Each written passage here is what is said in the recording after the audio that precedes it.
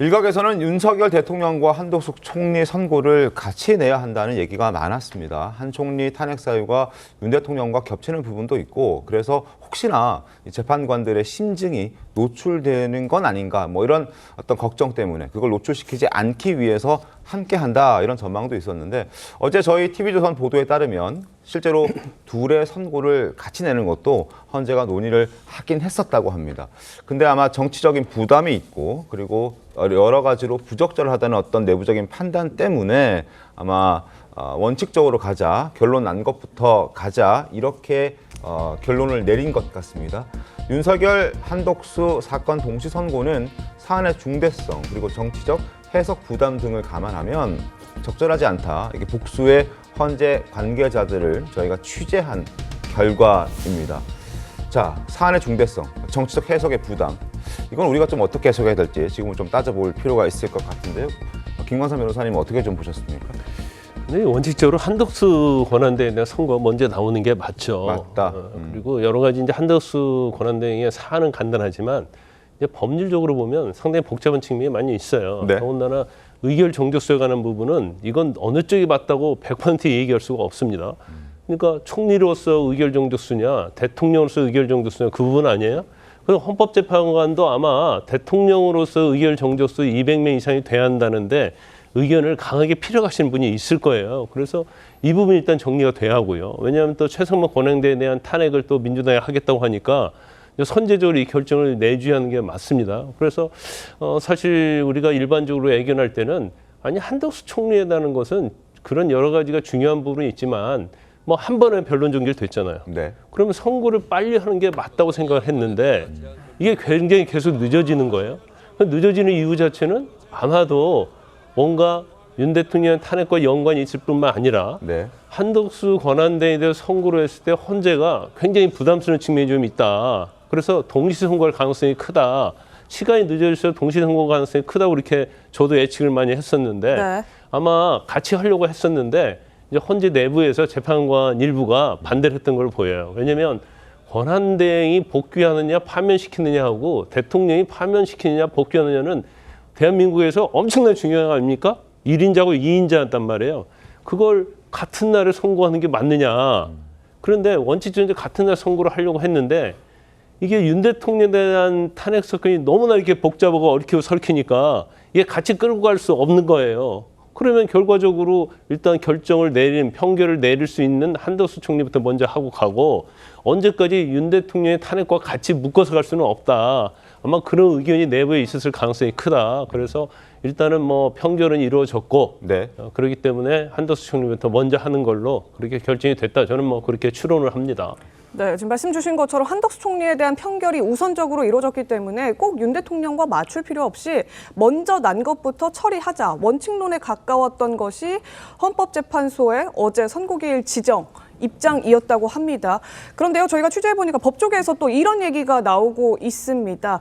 윤석열 대통령에 대한 평결이 아직 진행되지 못한 이유, 헌재 결론이 윤석열 대통령 형사재판과 배치가 돼서는 안 된다. 그러니까 윤석열 대통령 탄핵심판 선고에 대한 내용이 추후에 계속 진행될 윤석열 대통령 형사재판의 결론과 조금이라도 달라지게 되면 헌법재판소의 권위 자체가 추락될 수 있기 때문에 이 부분을 조금 더 세밀하게 신경 써야 된다. 이런 입장을 헌재가 갖고 있다고 합니다. 그러니까 쟁점 사안 가운데 일부에 대해서는 계속 추가 자료를 요청하면서 근거를 보완하고 인용이냐 기각이냐에 대한 보충 자료들을 더 충족시키도록 하는 아직까지 평의가 진행 중인 것이다. 이런 얘기들도 법조계 안팎에서 나오고 있는 그런 상황인 것 같습니다. 조규현 변호사님, 이게 아직 지금 윤석열 대통령 건 같은 경우에는 평의가 계속 진행 중이고 평결까지는 미치지도 못했기 때문에 다음 주 금요일도 어떻게 보면 불투명할 수 있다. 이런 얘기도 나오는 것 같아요.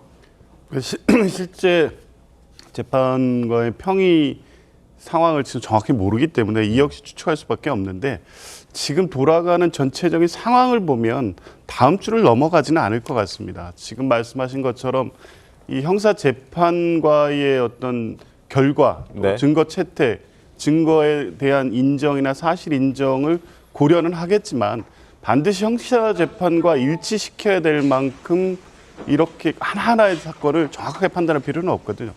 형사재판과 이번 탄핵심판 절차는 분명히 다르고 증거를 같이 쓰고 있기는 하지만 그렇다고 해서 형사재판까지 고려해서 그런 부분에 대해서 이 형사재판 수준의 어떤 결론을 낸다. 이거는 헌법재판소가 그렇게까지 고민하지는 않을 겁니다. 그러니까 제 예상으로는 이미 평의의 정도는 성숙됐다. 평결만 하면 될 정도로 돼 있고 세부적인 쟁점을 결정물에 어떻게 담을지 보충 의견이 있다고 하면 그건 어떤 방식으로 풀어낼지 이런 부분의 마지막 정리 단계에 있다고 보면 될 것 같고 네. 한덕수 대행의 일정을 먼저 잡은 것도 그러한 것들이 좀 충분히 고려된 게 아닌가 싶습니다. 왜냐하면 평의에서 표면적으로 재판관들이 이런 그 이재명 대표의 선고 일정이라든가 한덕수 대행과의 순서를 정치적 고려를 하는 것을 입장을 내지는 않겠지만 재판관 개개인의 신념 내지는 받고 있는 여러 가지 영향력에 따라서 정치 일정을 고려하면서 평의 절차나 이런 부분을 더 신중하게 해야 된다는 방식으로 해서 일정이 지체되게 하는 어떤 논의가 분명히 있을 수도 있습니다. 네. 이제 그 과정에서 한덕수 대행에 대한 선고가 월요일로 잡혔다고 하면 이미 윤석열 대통령에 대한 평의 판결도 어느 정도 끝난 상태였을 것이고 두 가지가 같이 논의됐을 가능성이 많기 때문에 그러면 이제 남아있는 여러 가지 쟁점의 세부적인 조율만 하면 되는 단계라고 보면 월요일 날 한덕수 대행에 대한 선고를 하고 네. 금요일 늦어도 금요일까지 대통령 선고 일정을 어느 정도 재판관 사이에 합의된 바가 있기 때문에 이 일정이 지금 나오고 있지 않나 이렇게 봅니다. 김 변호사님 어떻게 보십니까? 만약에 지금 헌재에서 형사재판에서 다투고 있는 쟁점과 어느 정도 맞물린 게 윤석열 대통령에 대해서는 굉장히 많을 텐데 헌재에서 결론 난 부분이 나중에 형사재판에서 추가로 뭐가 드러났다고 해서 조금이라도 다른 부분이 생겨버린다면 헌재 입장에서는 조금 곤란스러워지는 상황이 발생할 수도 있는 거잖아요. 저는 이제 그걸 중요하게 보지는 않아요. 이제 헌재에서는 이제 헌재에서 제출된 자료를 가지고 보는 거지. 지금 형사재판의 윤 대통령이나 내란죄가 어떻게 될 것인지 지금 예측하기 굉장히 어려운 측면이 있어요. 일단 처음에 검찰에서 기소를 했을 때는 김용현 전 장관이랄지 소위 말하는 내란의 중요 임무 종사자로 기소된 사람들이 검찰에서 윤 대통령이 굉장히 불리한 진술을 많이 했고 자기에게 불리한 진술을 많이 했기 때문에 내란죄가 유죄의 가능성이 크다고 그렇게 예측할 수밖에 없었어요. 그런데 구속 취소 결정이 나오면서 이게 상황이 많이 바뀌었다는 거고 구속 취소 결정한 재판부가 사실은 윤 대통령에 대한 재판을 하는 거 아니겠습니까? 네.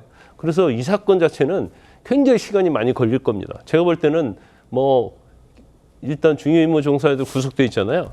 6개월 이상 걸릴 거예요. 그리고 중간에 다 보석으로 나올 겁니다. 그래서 그렇게 진행이 되는 거고 지금 헌법재판에서는 탄핵 사건은 그것까지 고려할 수는 없어요. 더군다나 형사재판과 헌법재판은 좀 엄연히 다른 측면이 있거든요. 그래서 우리가 계속 얘기했던 것처럼 이제 나중에 얘기하겠습니다만 이제 절차에 관한 문제. 네. 그래서 특히 내란죄 뺀 부분에 대해서 아마 저는 제가 알기로는 헌법재판관의 일부가 이 부분은 굉장히 절차적 흠결이 있다고 주장을 하고 있는 걸로 알고 있고, 네. 그다음에 검찰 조사의 어떤 증거 능력과 관련된 부분 네. 이런 것들에 대해서 굉장히 학문적으로 굉장히 생각이 강고한 분이 있는 걸로 알고 있어요. 그러니까 이런 것들이 사실은 절차적인 문제부터 이제 해결이 되지 않으니까 네. 이게 선고가 지금 계속 늦어지고 있다. 저는 그렇게 보거든요. 그래서 이런 형사적 내란죄와 관련된 부분이 어떻게 될 것까지는 지금 현재는 제가 볼 때는 고려하지 않는데 단 이런 건 있겠죠. 증거 능력과 관련해서 검찰 조서에 윤 대통령과 불리한 부분에 대해서 이걸 어떻게 처리할 것이냐, 채택 여부랄지 이제 그것 갖고도 굉장히 논쟁이 많이 있을 거예요. 그래서 이 부분이 이제 형사재판과는 밀접한 관련은 있을 수는 있겠죠. 그래서 헌재에서는 그렇지만 지금 형사재판에서는 그걸 사실은 증거 채택을 할 수 없거든요. 부동의를 해버렸기 때문에. 근데 헌재에서는 검찰 조서를 다 증거 능력 인정했잖아요. 그러면 헌재 재판과 형사 재판이 지금 모순이 생기거든요. 이제 그런 부분을 지금 헌재에서 고민을 많이 하고 있을 것이다 이렇게 봅니다. 네. 알겠습니다.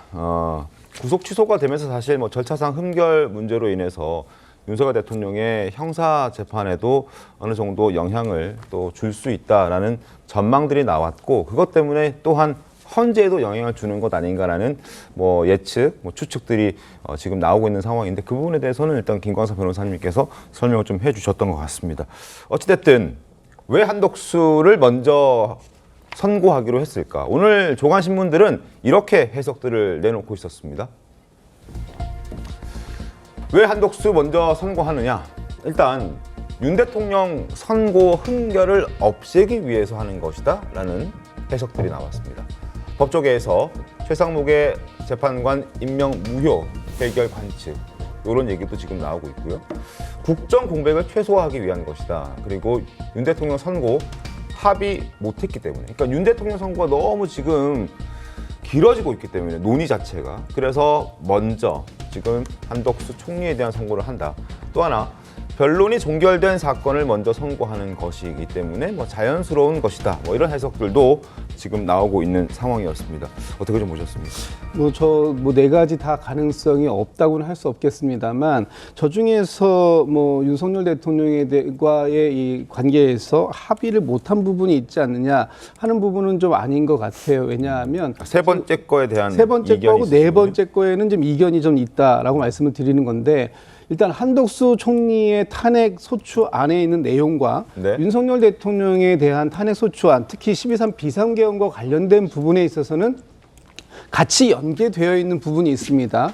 당시에 비상계엄의 발동 요건을 특히 한덕수 총리가 당시에 국무회의나 이런 부분을 통해서 적극적으로 막아내지 못한 부분, 또 방조한 거 아니냐, 오히려 그럼 동조한 것까지 아니냐, 이런 부분들이 있는 부분을 어떻게 당시에 비상계엄의 성격, 이것이 위헌성이 있느냐 없느냐 하는 부분까지 논의를 분명히 해야 결과가 나오는 부분이거든요. 그래서 이런 부분들에 대해서는 이미 어느 정도의 합의가 다 끝나 있기 때문에 한덕수 총리에 대한 선고 기일이 지정된 거다, 이렇게 보는 거고요.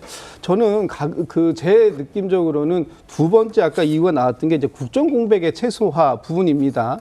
만약에 윤석열 대통령에 대한 선고를 빨리 끝낼 수 있고 그것이 윤석열 대통령의 복귀 가능성이 높다면 네. 굳이 2인자인 국무총리에 대한 탄핵안부터 처리해야 할 이유가 없다. 왜냐하면 윤석열 대통령이 지금 인용의 가능성이 낮다라고 지금 이제 국민의힘이나 탄핵을 반대하시는 분들은 얘기하는데, 만약에 그렇다면 빨리 윤석열 대통령을 복귀함으로써 국정의 혼란을 방지하는 것, 이것이 필요할 수 있는 거 아닙니까? 그런데 그 순서를 바꿨단 말이에요.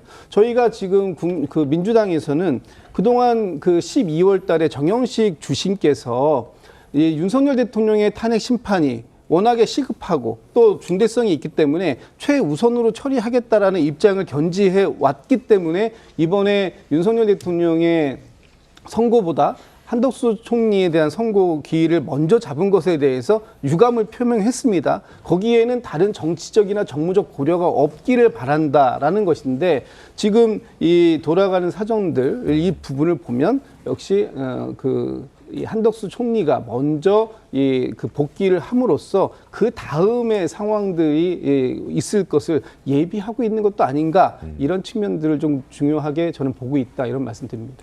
네, 알겠습니다. 지금 한덕수 총리 선고 전망도 한번 궁금한 상황입니다. 인용이 될 것이냐, 기각이 될 것이냐, 아니면 아예 각하가 될 것이냐, 여러 가지 시나리오들이 거론되고 있는데요. 지금 보시는 것처럼 인용될 경우에는 재판관 후보자를 임명하지 않은 부분에 대해서 국회 선출권이 침해됐다고 볼 수 있다, 이런 부분이 있고요. 윤석열 대통령과 마찬가지로 내란을 공모한 혐의가 인정이 됐다, 그럼 인용될 수 있다는 전망. 또 기각이 된다면 한덕수 총리를 파면할 만큼 그 사안 또 행위에 대한 중대성이 높지 않다고 판단될 수 있다. 만약 각하가 된다면 한덕수 총리 탄핵안이 통과됐던 의결 정족수 151석이냐 200석이냐 이 부분에 대한 기준, 절차상의 문제가 있기 때문에 아예 탄핵 소추 사유에 대해서 판단하지 않고 각하를 시켜버릴 수도 있다, 이런 예상들이 나오고 있는 것 같습니다. 김기용 대변인님, 어떤 결론 전망하십니까? 저는 앞서 말씀드린 것처럼 각하의 가능성이 크다고 봅니다. 형식적인 어떤 절차 부분이 있고, 그다음에 헌재법에 있는 주석조에도 보면 대행되는 공직자의 그것, 여기에서 말한 그것이 의결 정족수를 얘기하고 있거든요. 그렇다면 200석일 가능성이 큽니다. 근데 문제는 뭐냐면 각하를 하게 되면 사실 이거는 검토하기 전에 이거 얘기 자체가 안 된다는 거지 않습니까? 근데 그 이후에 최상목 권한대행이 2명을 임명하지 않았습니까? 어떻게 보면 정계선 그다음에 조한창 그 재판관을 임명을 했기 때문에 이 두 사람의 어떤 지위가 불안해질 수 있기 때문에 내용적으로는 어떻게 보면 각하가 맞지만 형식적으로는 기각으로 좀 나오지 않을까 그런 어떤 예측을 한번 해봅니다. 알겠습니다.